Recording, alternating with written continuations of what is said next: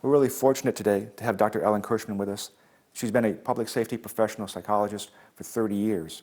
She's written 2 classic books in the field, I Love a Firefighter and I Love a Cop, both targeted at the families of these professionals, but they're also great primers for people considering getting into the field.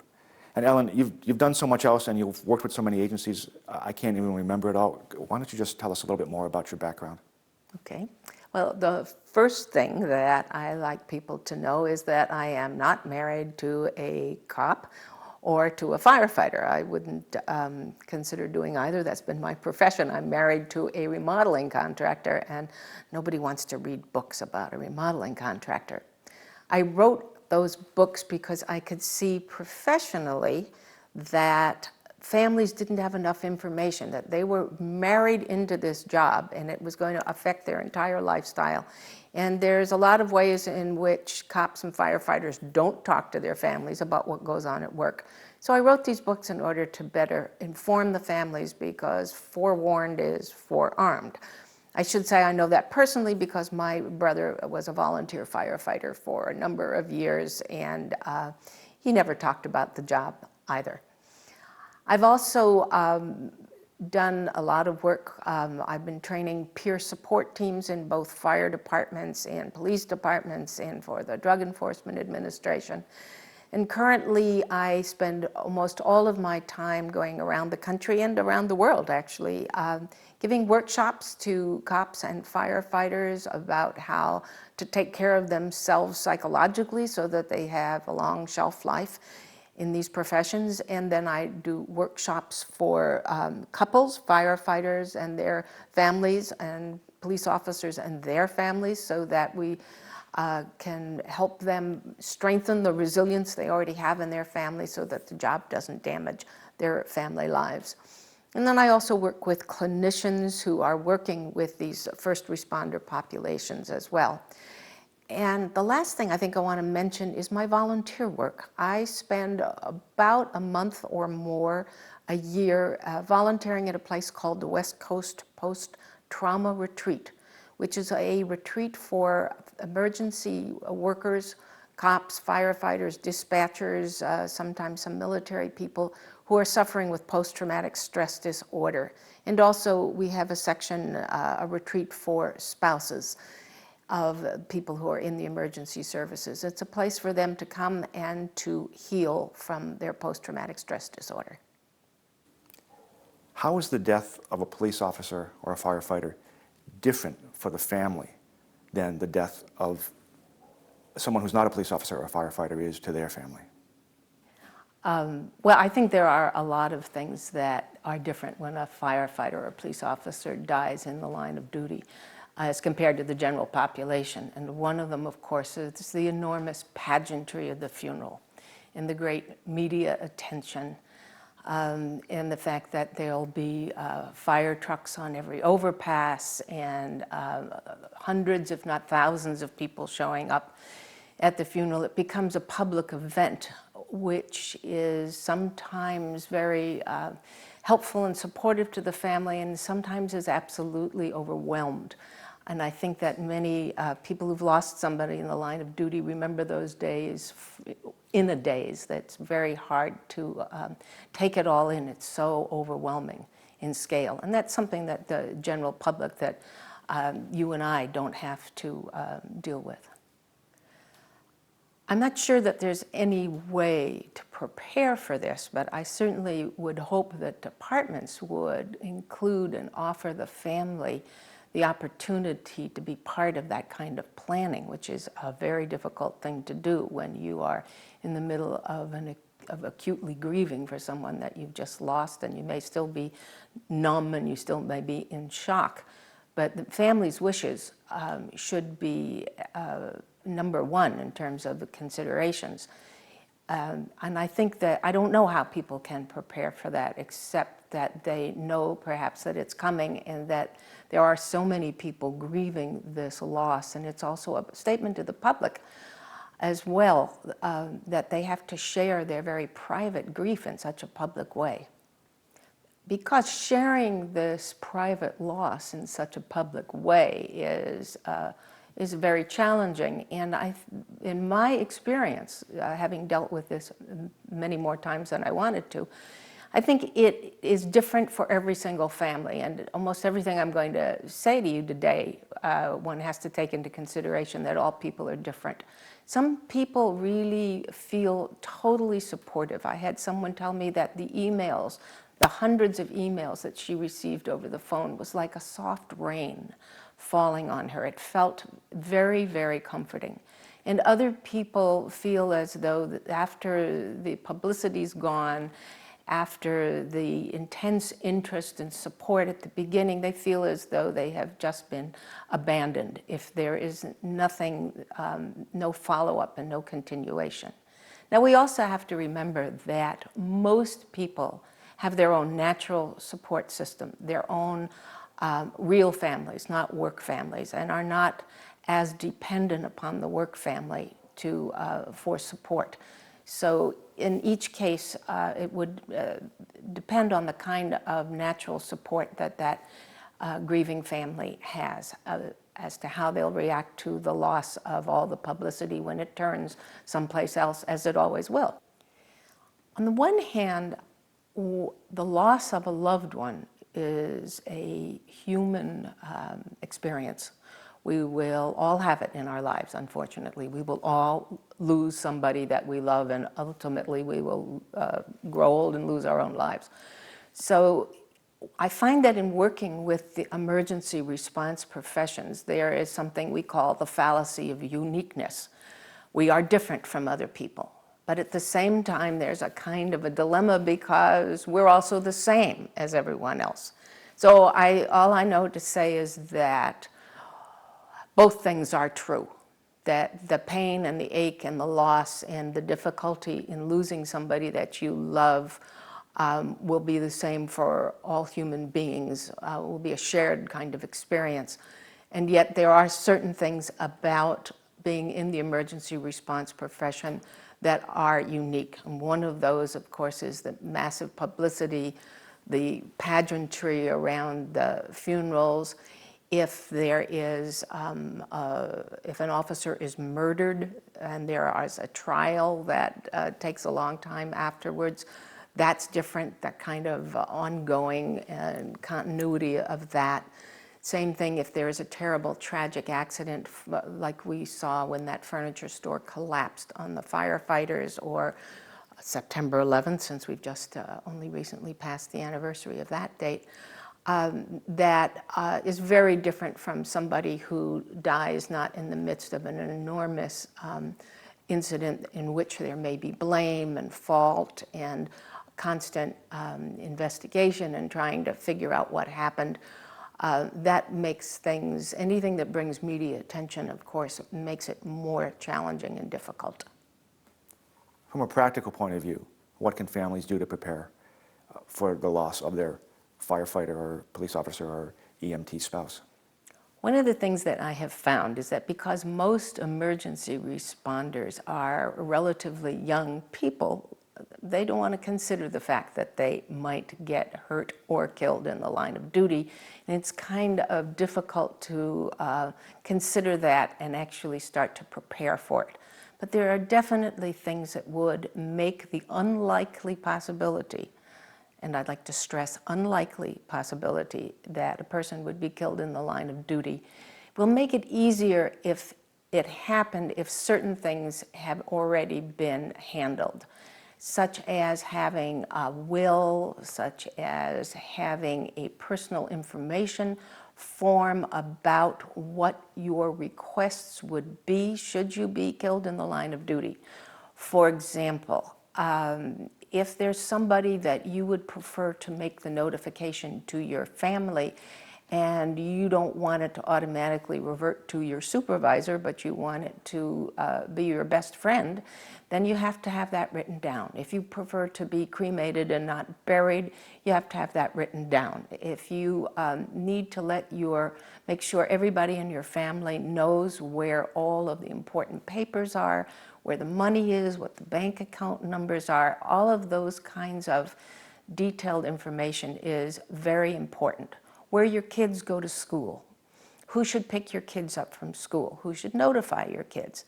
I have a story in my firefighter book about a firefighter who had done this kind of work, and so when he was killed in the line of duty, his department knew that his parents didn't speak English. They spoke only Spanish. So they could send a Spanish-speaking firefighter to the home, or with the chief, I think.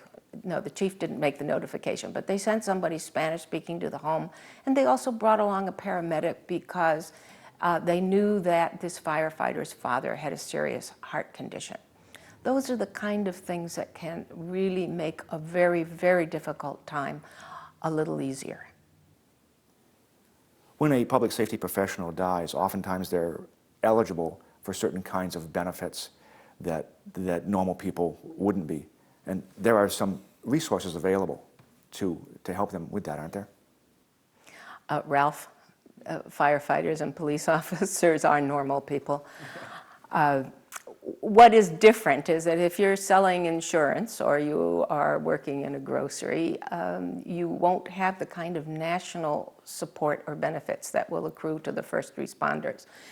When a police officer is killed in the line of duty, an organization called Concerns of Police Survivors, or COPS for short, will be notified, and they are a group of survivors that will come in and provide all kinds of emotional support, legal advice about benefits, as well as some absolutely wonderful retreats for grieving parents, grieving spouses, grieving children, siblings, co-workers. They're a terrific organization.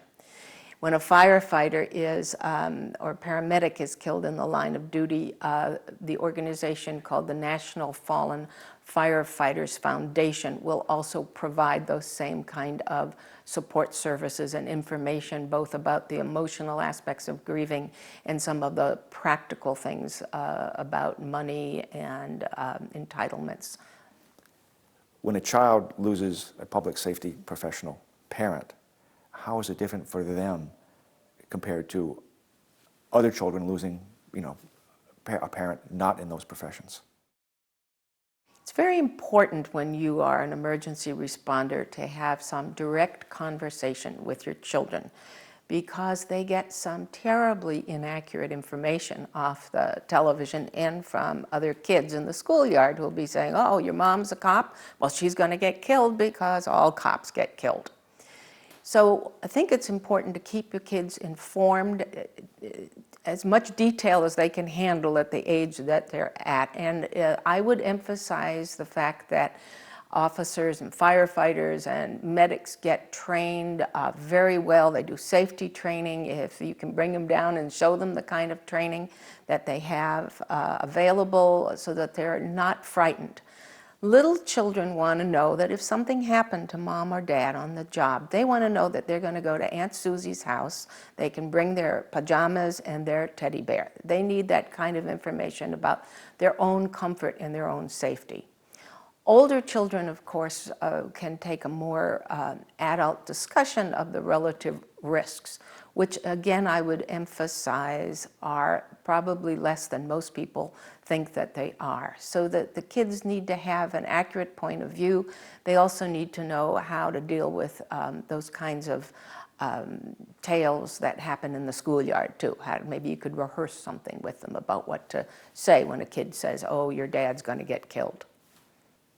What about the parents? Should public safety professionals be doing anything to prepare their parents for a potential line of duty death? So if I were commissar of public safety, I would require that every department in the United States hold a family orientation for the families of emergency responders. That would include spouses, parents, siblings, friends, and probably teenage children, maybe not little children, although we could do that too. So that, because when you don't have accurate information about training, about risk, about injury, about potential line of duty death, it's our human tendency to kind of imagine and fill in with our own worst case scenarios. I find when I do family orientations, as I have done quite frequently, that the parents of emergency responders are almost more worried than spouses. And, you know, that's a natural thing that parents feel they need to protect their children, even when their children are grown-ups. I've been on a panel with many people who are married to police officers whose children then become police officers, and they will say out front, I never worried about my wife or my husband the way I worry about my son or my daughter.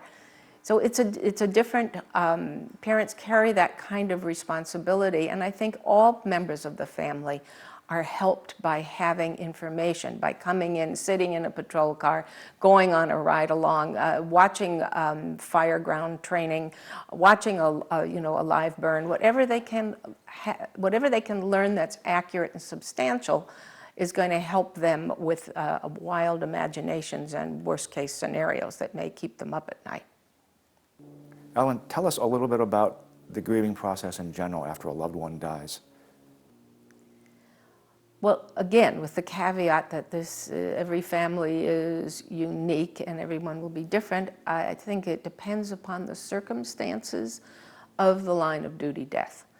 Whether somebody was actually murdered on the job or died in an accident, those circumstances will influence how the grieving process goes, as well as what kind of preparation the department has and what kind of ongoing support they have for the surviving family.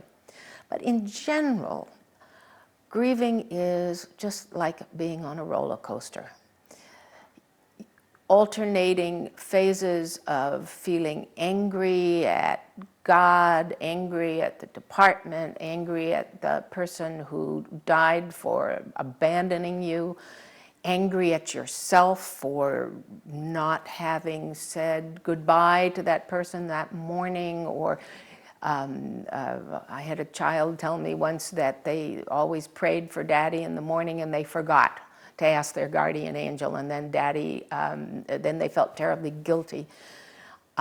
Phases of thinking that the person you lost, I had a mother tell me that she thought she saw her son on the street many times and was telling herself that he wasn't really dead, even though she had seen his body, but that he was actually undercover. And one of these days he was just going to walk in the door and tell her that the case was over and he was back again. So there can be a feeling for some people of being absolutely crazy, of having some supernatural occurrences happen. A firefighter's wife recently told me after he died of a work-related illness that she found a bird in her yard, which she thought was a message from her husband. So and she's not the kind of person who is that spiritual. So you have to buckle your seatbelt because it's an enormous roller coaster of depression, guilt, anger, all those things that I just mentioned. It's very important to have support and help, but not all help that's offered is the kind of help that a person needs. So there can be departments, I think that emergency responders can be a big family and they can be very helpful.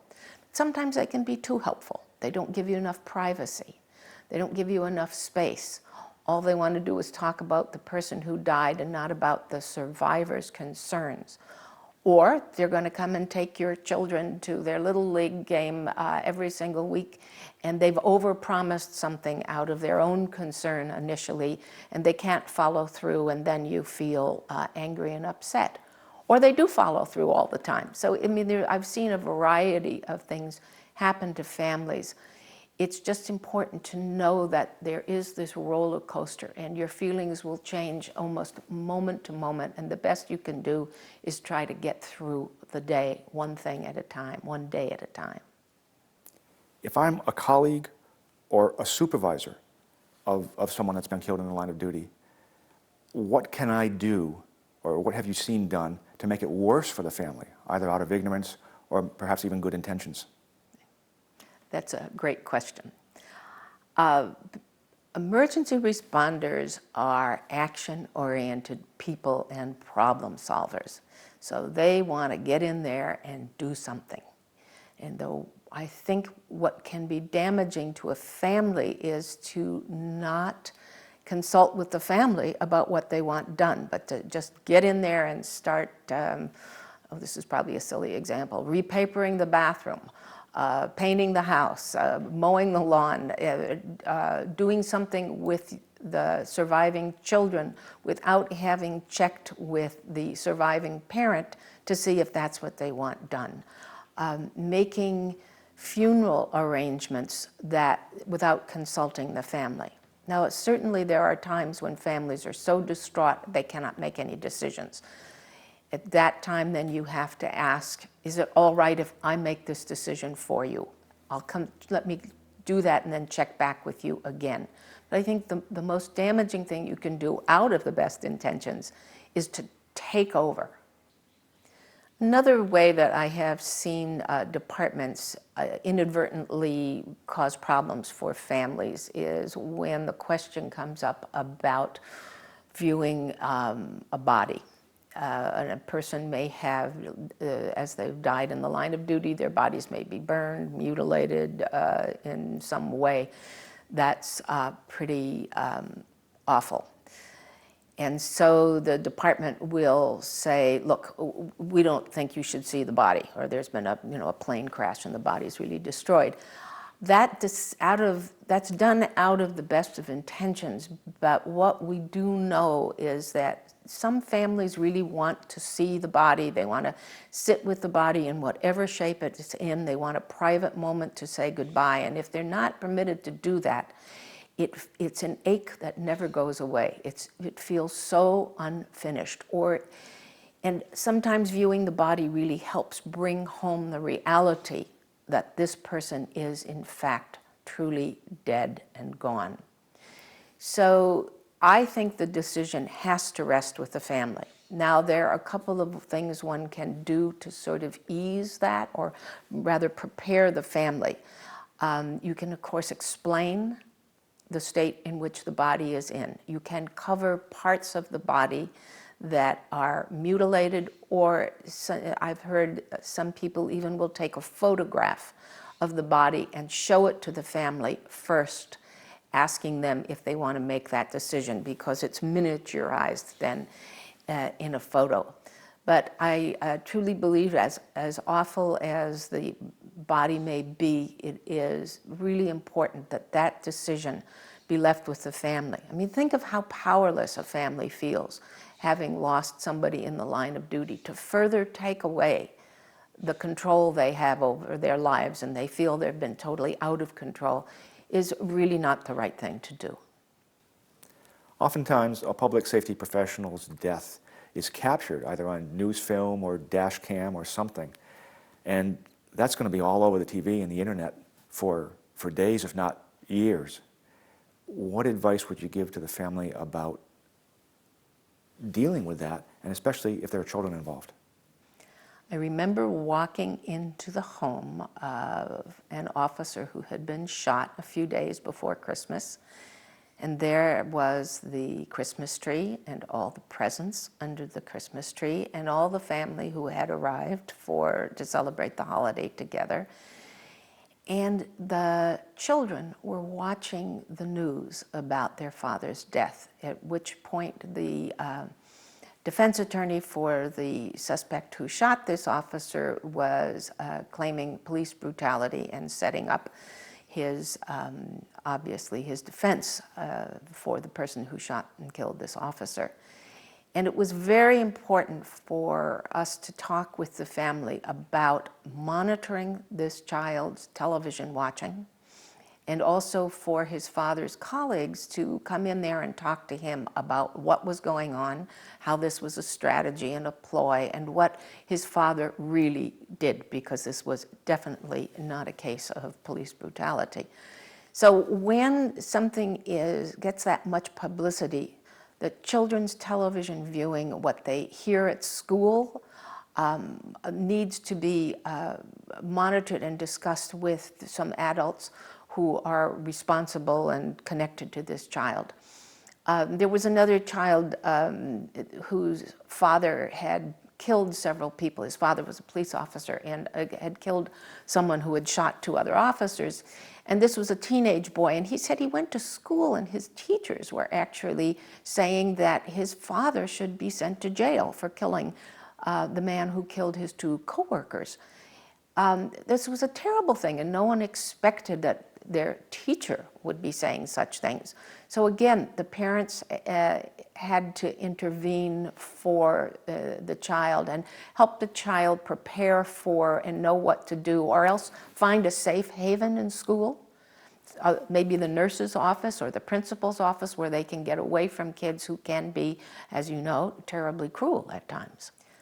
Monday morning quarterbacking seems to be a favorite activity of human beings. So even in the case where firefighters may have been killed and people in the media or just gossip around town or on the those webcam viewings that are repeated endlessly on the internet, blaming the victims for their own deaths or blaming the firefighters for their own deaths. Again, information is very powerful and can also be very consoling, especially to explain to children who may not be old enough to understand. Now, you would never want to lie or distort the information for a child. Again, it has to be, your conversation has to be age appropriate, but you have to be direct and talk to the kids. And you also have to make sure that your kids feel free enough to come home and tell you what's going on, who might be teasing them at school, who said what about their mom or their dad, so that you have the opportunity to give them accurate information. Oftentimes, the aftermath of a public safety professional's death just goes on and on. For instance, if a fire was an arson, that investigation was going to go on for years. Many officer-involved shootings, the trial goes on for years. Are the surviving families, the adult members of those surviving families, pretty good self-monitors of how much of that stuff to take in over the coming years? Or is there some advice that you would give them in that light? Well, that varies from family to family. Some families become obsessed with watching the television and reading the news, and that's not helpful. In the struggle to regain parts of your life back again and to stay functioning, you have to attend to all parts of your life. And if this begins to take over everything, that's probably too much. I would advise families who have just lost somebody in the line of duty, it's really helpful to have a neutral third party to talk to so that they can kind of help you monitor how much of your life that you're spending. I think that, and that would be like a therapist, a chaplain, a good friend, but somebody who's not quite as close to the situation as you are. In my experience, if there is some trial that happens, the families really want to be there. They feel it's something that they owe the person who has died in the line of duty to see this through to the end. And as you said, these trials can drag on and on and on, particularly if they're capital cases. So it helps if there are friends who will go with you, if or again, a chaplain or someone from the department, because sometimes it's very difficult. There'll be photographs and videos up close and things to view around the death that may be very hard for you to take. So I would urge departments to help prepare families for what they might expect if there is a long trial or a lot of media publicity following a line of duty death. Oftentimes, a public safety professional's death will be captured either on news footage or dash cams or something like that. And these line of duty death films actually, in many cases, make very good training films to help members of the profession in the future avoid those kind of deaths. How involved should the department be in getting the family's permission to use those training films? For years of working with the DEA, training their trauma team, we used Joseph Wambaugh's film, The Onion Field, which is based on a real story. And this as an example of what not to do. They paraded the surviving officer around to various briefings where he was required to stand up and tell the other officers just exactly what he did wrong and how that resulted in the death of his partner. Eventually that actually drove him crazy, along with a very protracted trial. So I think when using all these technologies, the things that are captured on the webcams, on dash cams, on telephones, it's very important to prepare the family for this, to consult with the family about it, and to never use those to humiliate or criticize the people involved, but rather to understand and to learn from the incident. And that also pertains to coworkers who may have been there at the line of duty death and feel terribly guilty for something they did or didn't do. So it really has to be done with great respect for the feelings of the family and the coworkers, because these films will be seen by people who don't know the folks involved and who weren't there, and the potential for misuse is great, and therefore the department really has to stay on top of that. What about families listening to the last radio transmissions of a dying firefighter, police officer, if they're available? Is that a good idea or is that a bad idea? I'm going to repeat myself. The important thing is that the family makes that decision for themselves. Some families, I think particularly after September 11th, there were the last transmissions were readily available. And some families took them but put them away and said, it's too painful to listen to them right now. I'm going to listen to them when I feel able to do so. So the important point to make is that it has to be the family's decision, no one else's. Ellen, what about anniversary dates of the death and other triggers? How should the family be prepared for those? Well, those are really also challenging and very important. And I think it's one of the ways perhaps that public safety families are different from people who are not in public safety. Generally speaking, most departments will want to do something on the anniversary of the death, something formal.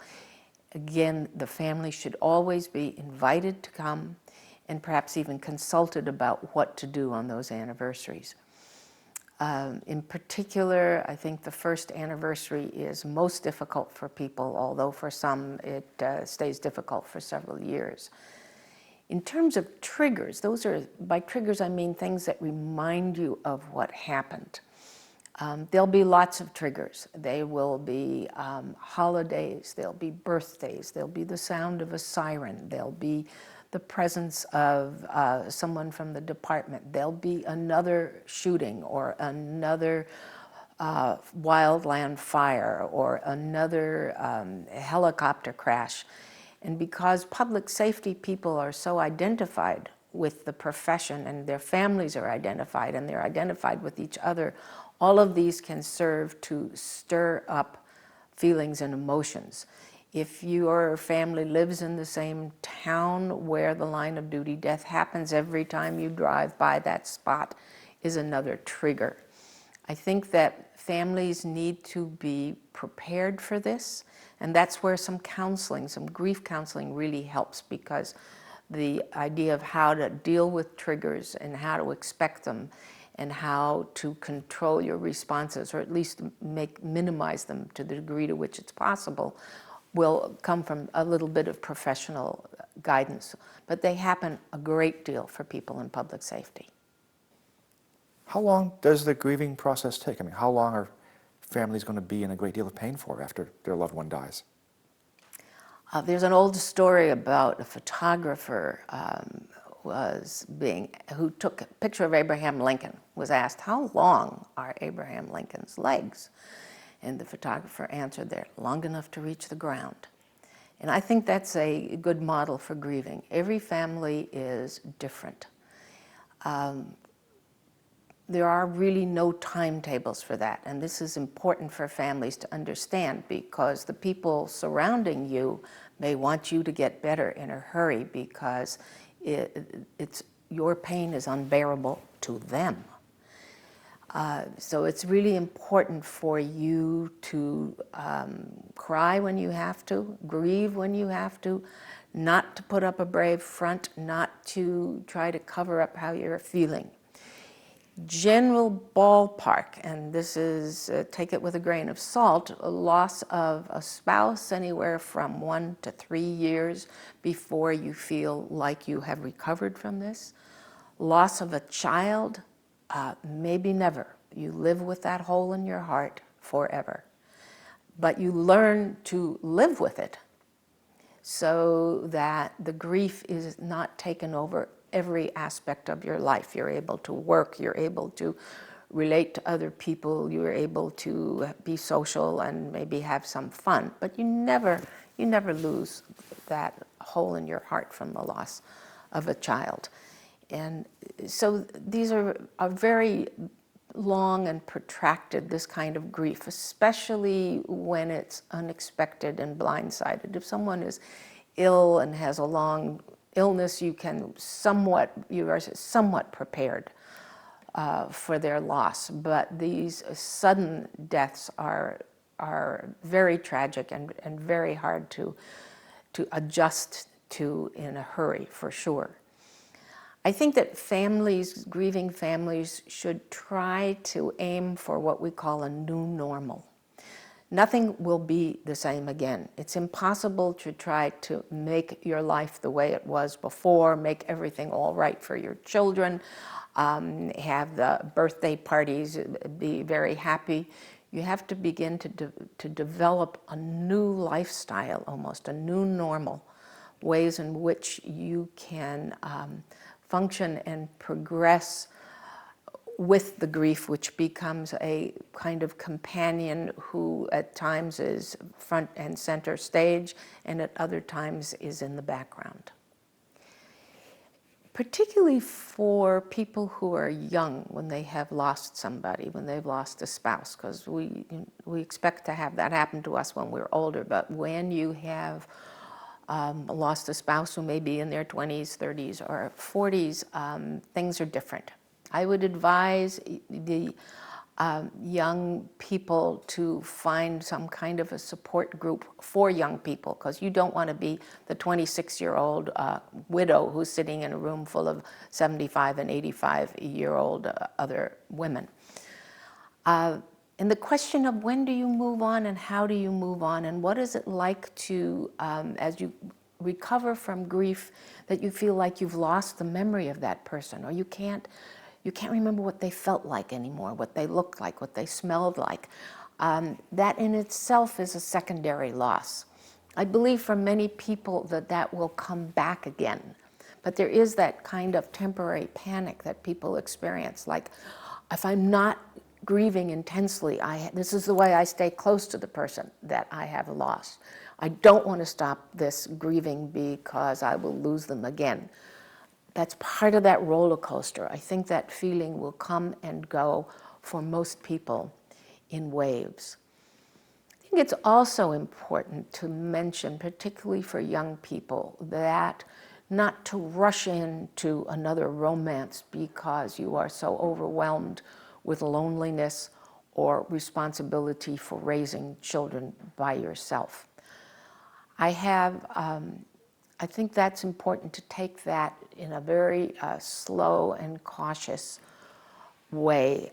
That there will be life, there will be other relationships involved in the future, but to do so with some concern and not out of a great need to fill this empty space in your life. And I think it's also important, if I could mention this too, to caution parents who have lost a first responder in the line of duty to realize that their grief is different and separate from the grief of the spouse. I've heard too many very unfortunate stories about parents saying, well, we've lost our son or daughter. We can never get another son or daughter, but you, spouse, can marry again. That's a very painful and damaging thing for a family to say to one another. And that, again, may be where some counseling will be helpful to let everybody know that they're experiencing their loss in a different and unique way. What should a surviving spouse know about the children, what to expect from the children, and how to help them through this period? Well, this is a very important question because you were being a parent. There were two parents helping raise children, and now it's all, or the bulk of it is falling on one person. So I've got a couple of notes here about things that one should think about. For one thing, you might expect that your children are going, depending upon what age they were at the time they lost their parent, very often you see children kind of regressing. They become clingy, or they won't go to sleep, they won't go to bed, they won't do their schoolwork. They'll revert back to the stress of the loss, will make them revert back to acting as though they were younger. Or for teenagers, they may withdraw and stop talking to you or start acting out. You want to be prepared for that, and it shouldn't go on for a very long time, or in the case of teenagers, become really destructive. Talk to your children in a straightforward way about what happened. I think I said earlier, don't bend the truth, but give it to them in language that they can understand depending upon the age that they are. If you distort the truth in any way, that's a terrible burden to put on yourself, and eventually they will find out, even if the parent they lost had done something wrong. We all can make mistakes with different kinds of consequences, but you need to find a way to be clear about that, because they'll start hearing it from other people or reading it in the media, as we've been talking about. Don't overprotect your children from sorrow, from your grief. It's important that they feel included in the grieving process and not excluded. And if you overprotect them or put on a happy face or try to make everything normal the way it was, they're either going to feel like you're not being truthful, or they're going to feel like they're being marginalized and excluded from the family. On the other hand, you don't want to overburden them. And this, every family will be different here, but to say to a small boy, you're now the man of the house, is really overburdening children. So you want to be careful about that. Children tend to watch the surviving parent for cues about how to behave and how to feel. And if they see you always masking your sorrow, then they'll do the same thing. If you are drinking heavily and weeping and all the time, then they may become frightened about that. So again, that may sound contradictory to say don't mask your sorrow, but there's a certain point that if you are so overwhelmed that you're losing your ability to parent your children, you really should go get some professional guidance about this. Little kids, and teenagers too, will have trouble talking about this. Kids just don't express themselves in the same way that adults do.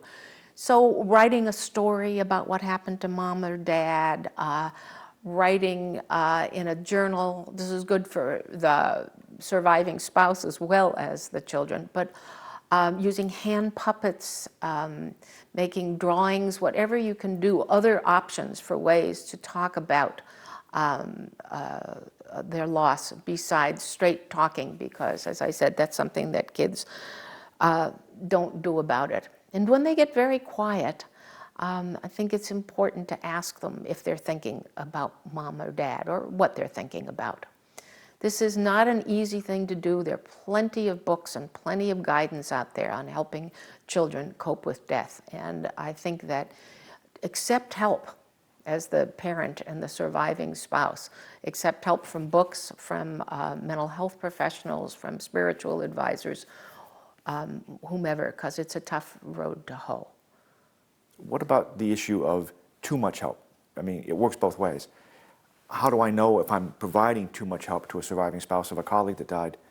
And if I'm just the surviving spouse, how do I tell people, thanks, but no thanks?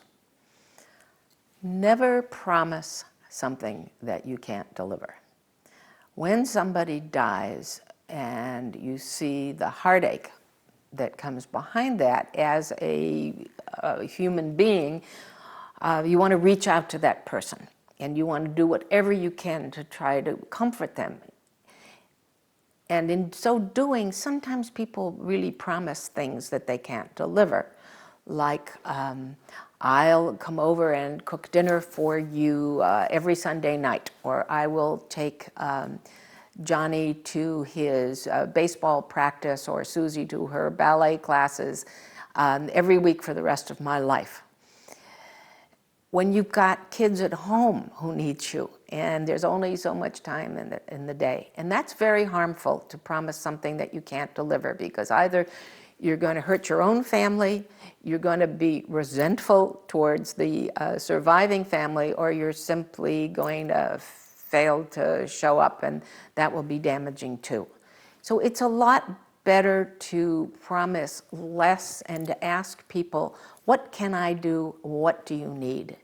And you'd be surprised at the kinds of things that people will tell you. Sometimes it's things that are just very practical and very small. And that makes a big difference. When somebody dies, people are cracked open. It's like we're covered with Velcro. Everything you do that's good or bad sticks at that time. So people remember the tiny things that you do, like picking up the mail, or showing up to mow the lawn once, or just even offering to drive them to the doctors if that's what they need. So it doesn't have to be anything really grand. And the important thing is that you ask the person, is this helpful?